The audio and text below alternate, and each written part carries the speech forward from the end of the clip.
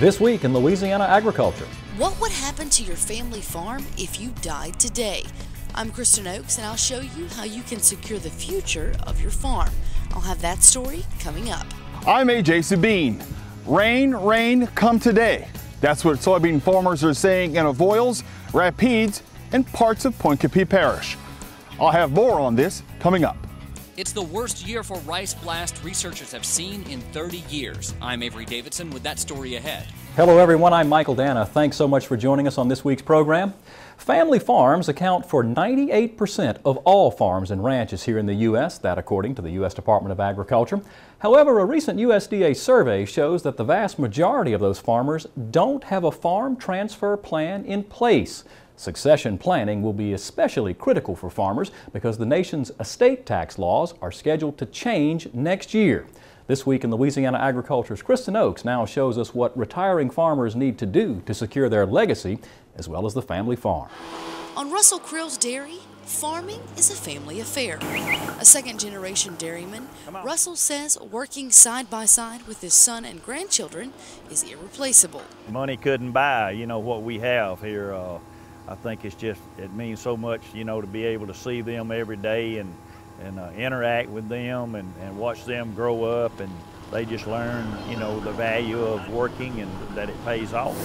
Russell hopes his 69 years of hard work will continue long after he is gone.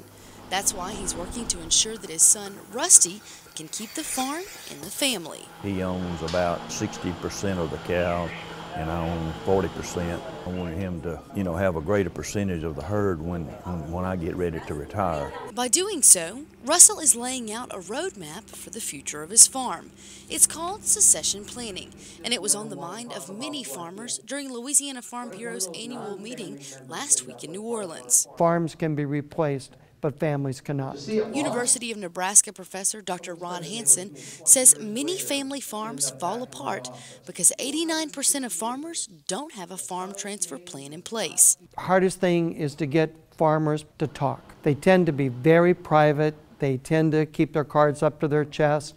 And it's tough. I mean, it's tough to be a family farmer, build a farm, have a farm, and talk about the day when someday I won't be there. Hansen says death is a tough subject for anyone to talk about, but farmers must step out of their comfort zone, discuss the topic, and decide how your farm will be divided in the future. You say, well, it won't happen to me, but money talks, and people get real upset as far as when finances are take place.